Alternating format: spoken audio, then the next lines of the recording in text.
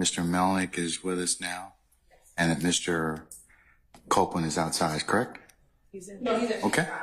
Say again? He's here. Okay, all right. All right, Mr. Melnick, good morning, sir. Welcome. Good morning, Your Honor. All right.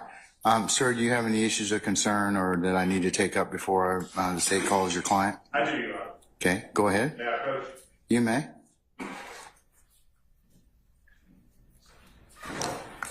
Good morning, Your Honor. Good morning, sir. So for the limited purpose of this issue regarding whether Mr. Copeland will testify at this trial, I am representing Mr. Copeland.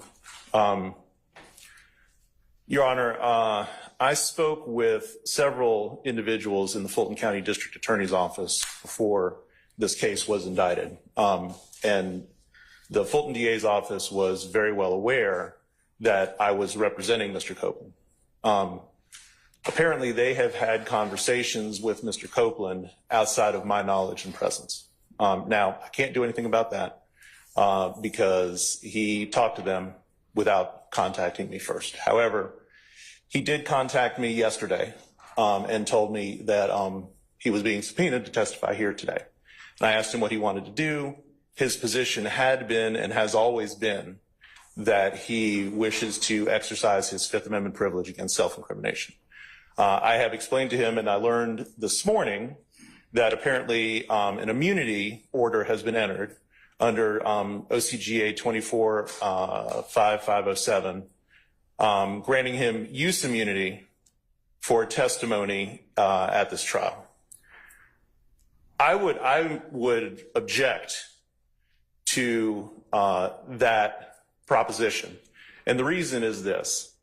I know very well that the district attorney's office knew about my involvement in this case from the inception of this case. I spoke with Don Geary in 2021 about this matter, and he asked me whether or not Mr. Copeland intended to cooperate with the state. And what he told me is that Mr. Copeland would probably either be a witness or potentially a defendant in this case. I spoke with Mr. Copeland. We had numerous conversations between myself, Don Geary, and Thomas Greiner, who's in the Fulton County District Attorney's Office, who was prosecuting Mr. Copeland for a separate matter. And Mr. Copeland has steadfastly said that he intends to exercise his Fifth Amendment privilege.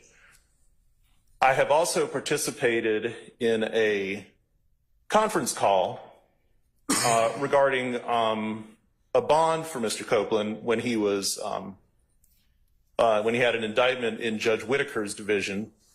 Present in that conference call was myself, Adrian Love, Adam Abadi, Abby Potter, and Judge Whitaker, and we very specifically discussed the state's concerns about Mr. Copeland getting a bond in that case, given that the state wanted to utilize him as a witness in this YSL case. So, Your Honor, Mr. Copeland is here. I can state as his attorney that he intends to exercise his Fifth Amendment privilege against self-incrimination. He does not wish to testify in this trial. And I would ask, there is no other, he's not on bond, he's not on probation, there's nothing like that. I would ask that he be allowed to leave this courtroom without being compelled to testify. All right. Ms. Hilton, do you wish to respond? Yes, Your Honor. All right. And Mr. Melnick, you are correct. I did go ahead and sign this morning. I'll make a part of the record the court's order giving him use immunity. Okay. Good morning again, Your Honor. So first, let's give a timeline of events. Mr. Melnick spoke of speaking with Mr. Don Geary. I would believe. What does that have to do?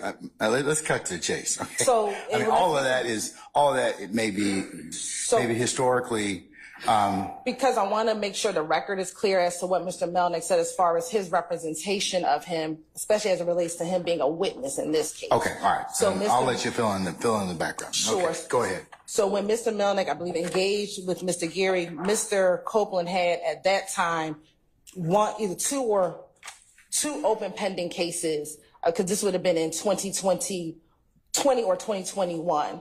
At that point in time, he had open pending charges with the Fulton County District Attorney's Office. Since that time, those cases have been closed, and therefore Mr. Copeland does not have any open pending charges. Therefore, we have not spoken to Mr. Copeland previously when he had open pending cases. We have only spoke to Mr. Copeland as it relates to his being a witness in this trial.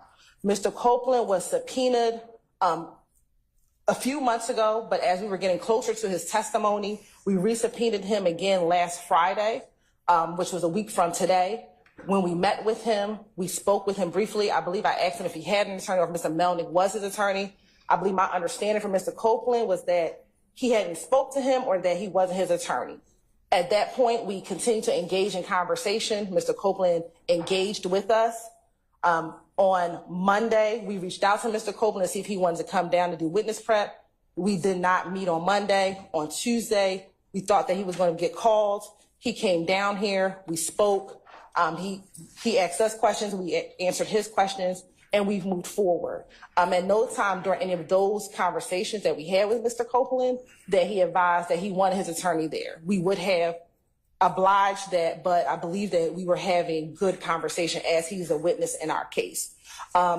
Yesterday at our final prep session, we spoke with him. It was about 1 o'clock in the afternoon in the courthouse.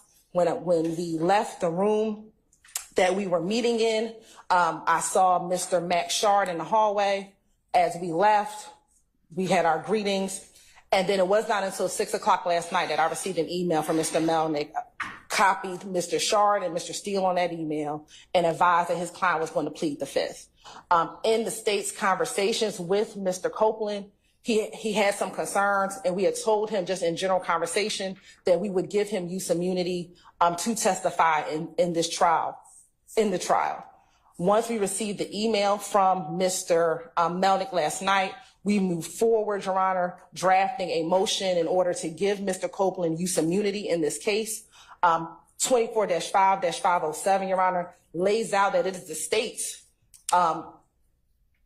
purview in order to give use immunity, because it's only the state that brings charges in this case. And we have decided that whatever Mr. Copeland says, he will have immunity in this trial and in this proceeding. And that has been the state's decision, and the state can make that decision. And we have so done that pursuant to 24-5-507. And furthermore, Your Honor, if Mr. Copeland does not testify, he could be held in contempt. We had that conversation with him as well, that he could be held in contempt if he does not testify, Your Honor. And so the state would ask that the order that the court has signed be honored, and that Mr. Copeland be compelled to testify and not insert his Fifth Amendment privilege and testify as a witness in this proceeding. May I respond, Judge? Yes, you can, Mr. Miller.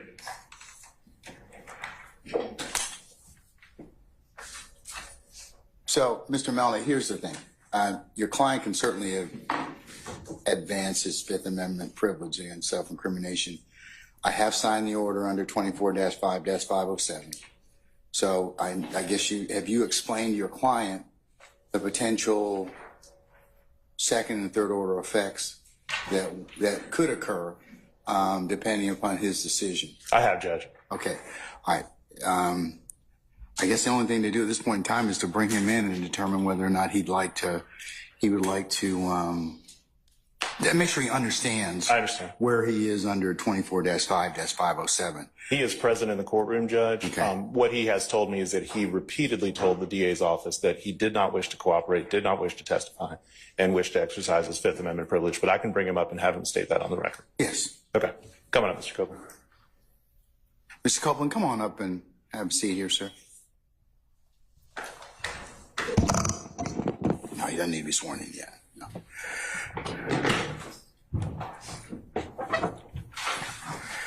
All right, Mr. Copeland, your counsel, Mr. Melnick, have you had an opportunity to talk with him about testifying today? Yes. All right. Has the state provided you a letter of immunity or a copy of the order that I have signed directing that they give you use immunity? Yes. Do you have a copy of it? Yes. All right. Can we see that, please? Can I? I need 2 copies of it, actually 3. You're fine. Not yet, sir. Doesn't apply to you yet, Mr. Steele.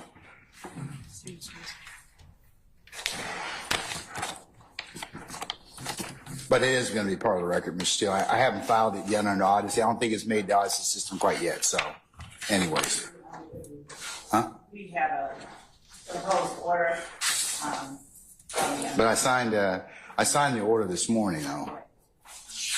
I meant the manner in which it will be filed will not be made public. Okay, all right.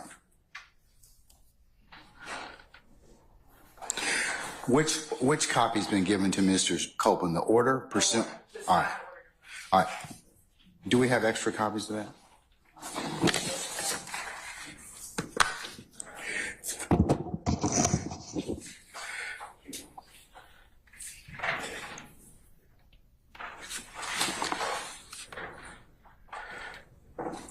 All right. Mr. Copeland, I'm going to mark this as the next court's exhibit in order, okay? Mr. Copeland, can you take a look at that order for me, please, sir? All right, let's just go through it right quick, okay? I just want to make sure that you understand where you are and you have your attorney here. And if you have questions of the court or your counsel, you can go ahead and do that, okay? All right? You have to answer yes or no, sir. All right. Okay, all right. I'm not trying to trick you. I'm not trying to do anything other than explain this to you, all right? Okay. Okay, all right. Mr. Copeland, this order reads basically, the state of Georgia has moved the court pursuant to this particular statute, which is 24-5-507, to compel your testimony, and our district attorney, Ms. Willis, having determined that your testimony is materially as necessary to the public interest. And that is, and if you take a look at the footnotes, sir, I'm sure your attorney's probably explained this to you, that she has the purview of determining whether or not your testimony is needed for a particular trial. I don't even have that authority. Your attorney doesn't have that authority. You can't decide that maybe it's not really necessary. She makes that decision. So, and it's in the public interest. So, you've been subpoenaed in this case to appear before and give testimony in this particular matter, and state has provided the court sufficient reasons as to why you are necessary as a witness in this case. It appears that you've been properly subpoenaed to appear as a witness in this case, and that your testimony is necessary in the public interest. So that's how we, as a due process, gets you to come to court. I mean, you were noticed as a witness. They've identified you as a witness. They've determined that your testimony is needed.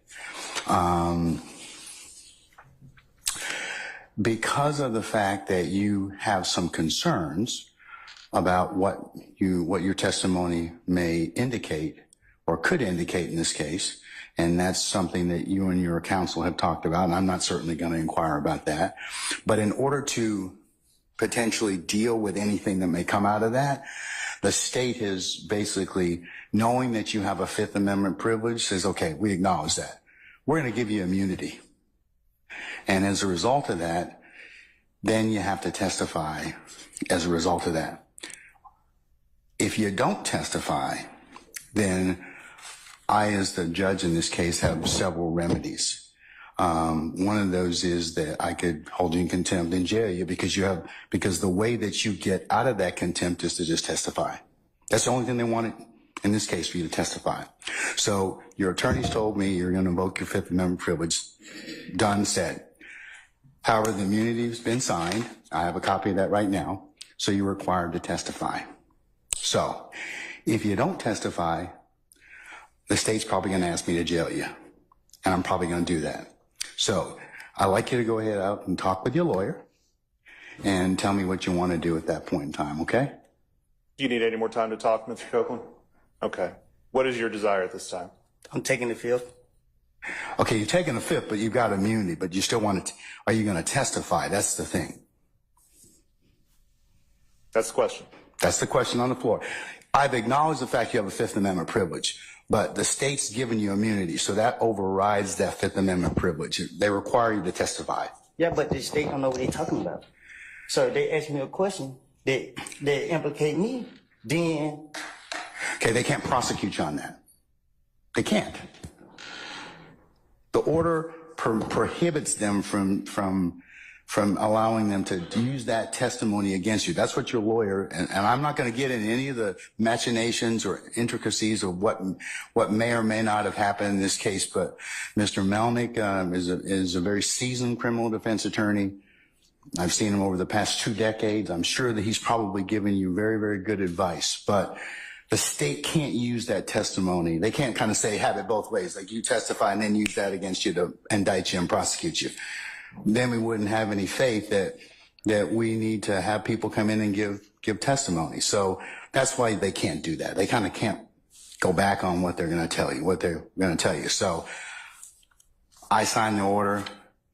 Now they've asked for immunity. I've signed the order. So basically, whatever you have to tell us, you'll tell us. Say no more. Do you wish to testify, Mr. Copeland? Is that no? You have to say no on the record. Say it again. Do you wish to testify?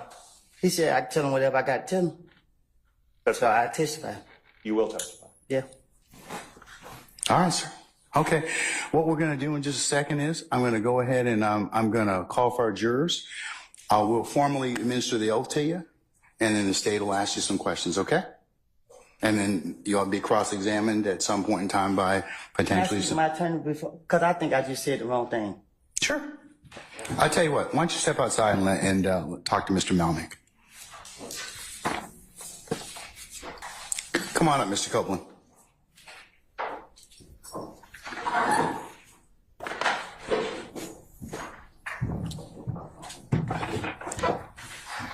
All right, sir. What's your pleasure? Say what? I said, what's your pleasure, sir?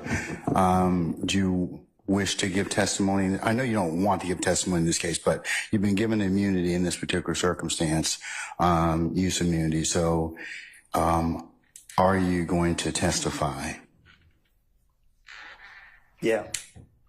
Okay. All right. All right, sir. Then what we'll do at this point in time is we'll call for our jurors and we'll swear you in, and we'll go ahead and take your testimony. Okay. All right. All right. Yeah. All right, good morning, Mr. Copeland. I'm Judge Whitaker. I think you've been before me before in unrelated matters. Huh? I'm the judge taking over this case now. So go ahead and have a seat. What I want to ask you right now, I know that you have been given immunity with regard to your testimony, and there had been at some point you didn't want to testify, at some point you did want to testify. The first question I have for you. I know one to testify. Okay, the first, well, right, want to is maybe the wrong term, but my question for you right now is, do you have an attorney at all? I don't know. You don't know whether you have an attorney? I would think that would be a no then, if you don't know I whether. was talking to Melanie, but Melnick? yes. Okay, didn't he ask to be relieved as your attorney, and did you sign something saying that's okay, you can get out of this? I don't. You don't remember? Okay. Does anybody know whether that actually occurred? I don't believe it occurred. Okay. I believe that Miss Bumpus, I know she was stand-in. And she was standing, and I believe something was said on the record to the effect that Miss Bumpus was relieved. But yeah, I know she was. There but- was nothing about Mr. Melnick to my knowledge. Okay. Maybe we. There was, Miss Bumpus actually said yesterday, I believe, during her testimony, that Mr. Melnick had directed her to tell Mr. Copeland that he could either exercise his, Well, he could do choose one not thing, to testify. right, or if he chose to testify, according to Ms. Bumpus. Yeah, I remember she said, there's this paper I'm supposed to get him to sign. I'm trying to figure out whether it got signed. So I never got Mr. Melnick off my case, Okay, so he's still your attorney then? I guess. Okay, all right. Well, then that's the answer we've got for that. All right, so I'm going to try to get a hold of Mr. Melnick and see if he can be here with us this afternoon, because some of what I suspect you recall when you were brought into Judge Glanville's chambers with Ms. Bumpus and a couple of the people from the state. And there was a discussion that Ms. Bumpus and Ms. Hilton and Judge Glanville had with you. You asked some questions. They gave you some information. Some of that information was not actually factually correct. And I want to make sure that you have the opportunity understanding what it is that the immunity order means, understanding what the potential consequences are if you do testify or if you don't. We're basically going to kind of start over and So if do I that don't over. testify, So if I don't testify, how long you gonna hold me in jail? So, I mean, that's still an issue that you can be held in jail through the end of this trial. But I'd rather have Mr. Melnick here to advise you about the potential drawbacks of and benefits of what, if there are any, This of any trial of right your. here? To the end of this trial, Yes. not the other people. Not as far as I believe, but the state, what, did you want to do some further research on that? Yes, just to advise the court Okay. of. Okay, so I just wanted to know, first off, do you have an attorney? Because if you do have an attorney, then your attorney may have some information, advice, and research for me about that. So I want to make sure that I tell you the correct thing about that, okay? So we're going to take a lunch break in a little while, and why don't we plan to have you back here on standby at least. I don't know who was in communication, but we need to reach out to Mr. Melnick, see what his availability is. So just be on standby in case I need you here like at 2 or 3 this afternoon. 2 or 3? Yeah, because we're about to take a lunch break before too much longer. So you're okay to leave for the next couple of hours, but stay where whomever reached out from the state can reach you to let you know whether you need to be back here this afternoon or potentially tomorrow instead, okay? All right. All right, thank you. Hi, Mr. Melnick. Good afternoon, Judge. We can't get enough of you. All right, so the reason I have asked again for you to join us, and thanks for doing this by Zoom at very short notice, but so I have essentially determined somewhat with agreement of the parties that we are just going to start over with Mr. Copeland, and he has an immunity. There is an immunity order in place. He has immunity protection. And I plan to bring him in and find out what he wants to do. And I would like for him to be counseled. And I just had him in here a couple of hours ago and asked him if he had an attorney. And he seems to think that you are his attorney still. And so I'm checking in with you to find out whether that is the fact, either still or again. Whether you're going to be representing him, because I'm looking for somebody to just ensure that he is properly advised of what the immunity order means, what he could face contempt-wise, what perjury means, what inconsistent statement means, you know, the typical things you would want to advise your client who's going to be a witness in a criminal case. Sure. So I've talked to him about all that stuff. Okay. And so are you his attorney currently? I am his attorney. Yes. Okay. All right. So, and you're representing that you have, in fact, already advised him of all of those things? Yes. Okay. All right. So I would propose to, unless he just wants to come back this afternoon. I mean, I told him to be available maybe 3-ish. But if you want to be with us by Zoom, but are you available tomorrow to be here in person? If we can have him here in person, that way, if he does have questions as anything's going along, and we're not going to take testimony. I just want to find out tomorrow, does he have any questions? Make sure we clear up a few things, and then, find out what his intent is as to whether he's going to testify in this trial or not. We're just essentially going to wipe all of what he already testified to and start over. Your Honor. He should be there right now. Okay. Oh, he's here right now. Okay. Apparently he's outside. Yeah. So, do you want to just stand by with us? And if he has any questions? Sure. Okay. And Your Honor, before he's brought in. Yeah. Your Honor, I would object under all of the circumstances for a number of reasons to him being asked at this point whether or not he is going to testify. There have been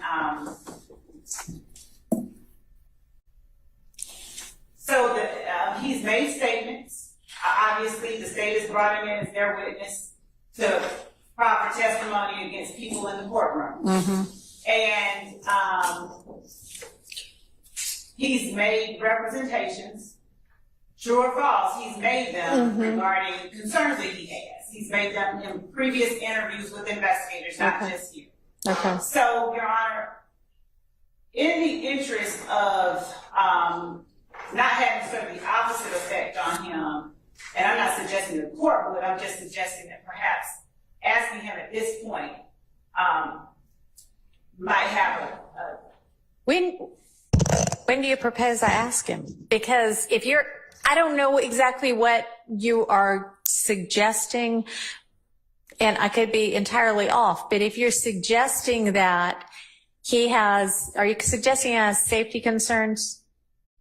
Well, he has made statements about people being willing to have him killed. Okay. All right. Well, to the extent that those might be any of the people currently on trial, he is at some point going to have to sit in this witness box and say, with all of the defendants present, yes, I am going to testify because y'all are forcing me to because of the immunity order, or I do not care, throw me in jail, essentially. So that's going to have to be in open court in front of everybody. So if that's your objection, it was just the timing of it. So would you rather I do it Friday? I mean, I don't understand what it is you want me to do. It was a preference, but I'm going to, of course, defer to the court. It's just, as I work through everything that I know has taken place, I'm just trying to make certain that the interests of everybody are protected. Okay. I'm not trying to create a. No, I understand. And I mean, I'm just not sure what else. I can do it at a later time, but I don't know what that gets us really, other than more uncertainty. And I also realize he may say one thing right now and then another thing right before he is brought out in front of a jury. I don't know. We can still check with him again because we are not at this point having a jury in here tomorrow. So at the point when we get to a jury, if we get to a jury again, then I can ask him again to make sure. I think that would probably be advisable, but everybody's here right now. So I would propose that we do this kind of right now. But before I bring him in, does anybody have anything they want to make sure I make clear with him? Not for me, Judge. Okay. So, Mr. Melnick, you weren't here when we had our discussions about what was the outer limit of how long the court could hold him if he chooses not to testify. And it is my belief that the longest he could be held on contempt would be through the end of this trial. So if you need further discussions with him, let me know that. I don't think so, Judge. Okay. All right. And Your Honor, and I know Mr. Melnick obviously knows how to do his job, but he wasn't, and I don't know how much he's reviewed the transcript. Let me actually ask him, have you reviewed that transcript of the June 10th ex parte? Mostly. I haven't. I can't say I've sat and studied every single word of it, but I've mostly reviewed it. Yeah. So, I mean, the defense believes, and I don't necessarily disagree, that there, in addition to a different interpretation of how long he could be held, there is currently a different interpretation of the correctness of the advice about statutes of limitation. And we also think it doesn't ultimately matter, because what is protecting him, should he testify to something that he did that's criminal, is not whether a statute has run or not anyway. It's that he has immunity. But it's possible that a couple of, every statute that you could be worried about has run is not accurate. So, I think you were aware of where in there they said something about a statute, and you're probably aware that there are things he could still be charged with. And does he understand that not every statute has necessarily run on everything he might be criminally involved in, but it doesn't matter because of this immunity order? Or I don't know whether, go ahead. Yes, Your Honor. Okay. He understands. All right. And then, are you confident that he has a sufficient understanding of what might subject him to a charge of false statements or perjury? Certainly he does. Okay. Anything else y'all can think of on either side of the aisle? Okay. Yes, Judge. Can we inquire as to whether or not Mr. Melnick, and I'm sure he has had an opportunity to discuss with him any potential federal ramifications he may have in regards to his testimony here? Okay. And I my interpretation of the immunity order is use and derivative use. But of course, we're not the feds. And Your Honor, the court has every ability to do this, but I would object to counsel for the defense. I've asked them to raise anything that they think we ought to be thinking about. So, I invited them to say that. So I don't know whether you want any additional time, having heard that potential issue, Mr. Melnick.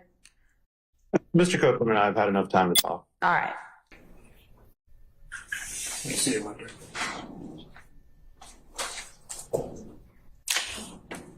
All right. Hello again, Mr. Copeland. Your attorney, Mr. Melnick, is with us by Zoom right now. You can see him on the video screen and he can see you. If there's any time you want to talk to him privately, let me know that. And I know y'all have had an opportunity since you and I spoke this morning from the bench and the stand to talk about the fact that the state is not interested in you pleading the fifth, and in order to avoid you pleading the fifth, they have secured an order that says you now can be essentially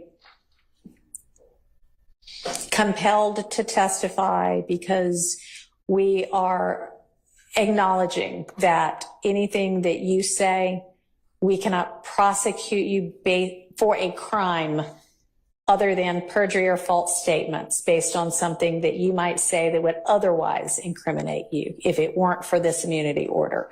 And if knowing that you still choose not to testify, the court can and will hold you in contempt. And what happens in that event is that you go to jail. And the length of time that you could be held in jail for, if you don't change your mind and say, okay, I guess I will take the stand, is through the end of this trial. I don't know how long it's going to last. I think previous projections had been February or March of next year.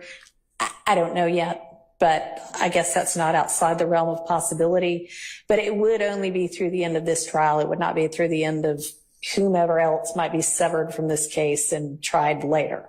And I know Mr. Melnick's talked to you in more detail about that. So I want to see if you have any questions of the court about that. I didn't understand. Now you said at the beginning. Didn't understand anything. All right. So, No, I'm saying, like, I heard you, but I don't know what you're talking about. okay. So tell me what it is that you'd like more information about. You said something about what they said about immunity? Yeah. What you mean? Okay. Does anybody, I think I've got the order. Mr. Melnick, have you reviewed the immunity order with him? Oh, you saying it's the same from last time? Hang on a second. Yeah. The same one as last time. Yeah. That one. So that's the one I'm talking about. And that is still in effect. So you're saying that changed? It has not changed. All right.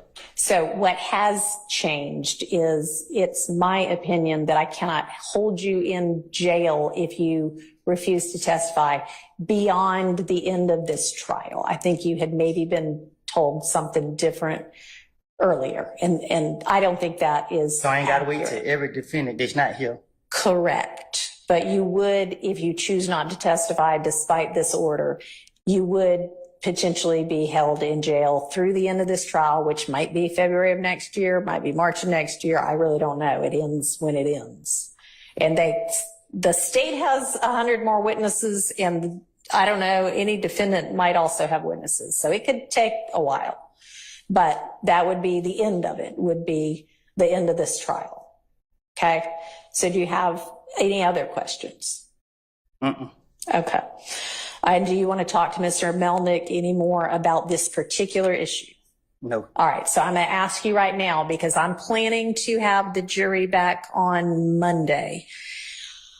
And I am going to tell them, we would essentially start over, because I want you to have a voluntary, to an extent, choice and knowing choice whether to take the stand and be questioned and cross-examined or not, knowing that if you do, other than if you lie, as Mr. Melnick's discussed with you, and it's something the state knows and can prove, they could charge you with perjury or false statements, but they can't, if you incriminate yourself about another kind of crime, they cannot use that to charge you with a crime. And they can't say, Well, can I speak?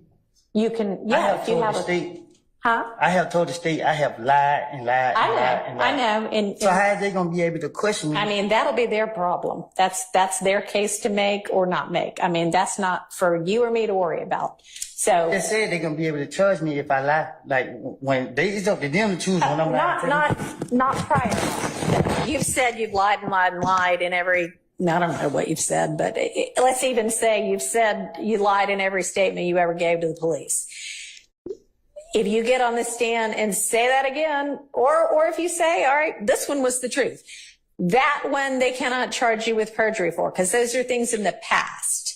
What they might be able to charge you with is, I don't know, I mean, give me an example of something that you know he didn't do, and well, maybe not. Never mind. Don't do Can I that. give you an example for what they told me? Yeah, yes. And then I'll see whether that's what I think or not. Yes. So she said that the only reason she won't lock me up, I just want to know if it still applies. Okay. She said if I do two things, if I plead the fifth and I say that I killed Donovan Thomas. Okay. She said if I don't say them two, she will not lock me up. All right. What was the first one? Pleading the fifth. Say it again. Taking the fifth, Judge. Taking the fifth. Okay, right. And you can no longer, so taking the fifth means I might say something that gets me in criminal trouble. I might give you evidence against me that you could then use against me. That's what it means to take the fifth, is say, I am not going to give you evidence to use against me to charge me. When they give you that immunity order, immune just basically means we can't do this anymore. It's like if you get an immunization, oh, I'm not going to get the measles now, right? Because I'm immune from it. Because it's like getting you a shot that says, I can admit to a crime on the stand, they can't charge me with it. They have said you no longer have a privilege against self-incrimination because we have committed to not being able to prosecute you, not being able to bring criminal charges against you because of what you say. We cannot take that evidence and use it against you. We can't take that evidence. You know, if you say, well, I committed some crime. Here's what I committed it with. I buried it in the yard. They can't go dig it up in the yard and then say, well, we've got this. They can't use any of that. So that's why taking the fifth at this point would get you in trouble. Being held in contempt is what we So what if they don't have formally call it. they facts together? Like they saying something that they don't know what they're talking about, and then they ask me about it. They can ask you about anything they want to. If in your answer you admit to a crime, they cannot charge you with that crime. Now, if you admit to a crime and they have evidence that is pretty certain that you did not commit that crime. For instance, somebody gets robbed yesterday and they have proof that you were in Europe yesterday. There's no way you could have committed that crime, but you say, yeah, I committed that crime yesterday. That was here in Atlanta when they know you were in Europe and they got video of you in Europe and you sent a postcard that said, I'm having fun in Europe. That would be proof that you're lying. And so that they could charge you with perjury for, okay? Or false statements for. Okay. Okay? So what I want to know from you is when we have the jury back on Monday and you're still under subpoena, so you're still obligated to come, and I'm asking you now, when they're like, all right, we're calling Kenneth Copeland, are you going to say, okay, ask me what you want to ask me. I'll tell you whatever I'm going to tell you. Or are you going to say, nope, I don't care if you throw me in jail. I'm not saying a word. I am not getting on the stand. It depends on how I wake up. Okay. All right. Well, then we will just revisit it on Monday morning. So plan to be here at 8:45 on Monday morning. You're free to go for now.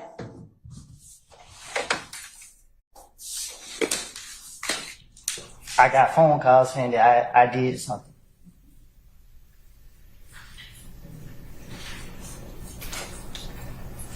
Do you remember who called Yeah. you? Who?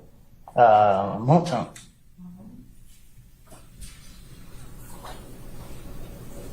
And do you recall how he called you? Did he call you on FaceTime? Did he call you on the phone? I didn't know he said, well, he asked me what I got going on, or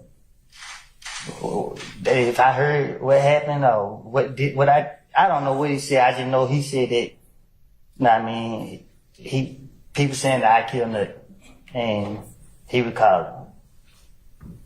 Now let me ask you this: did you kill that?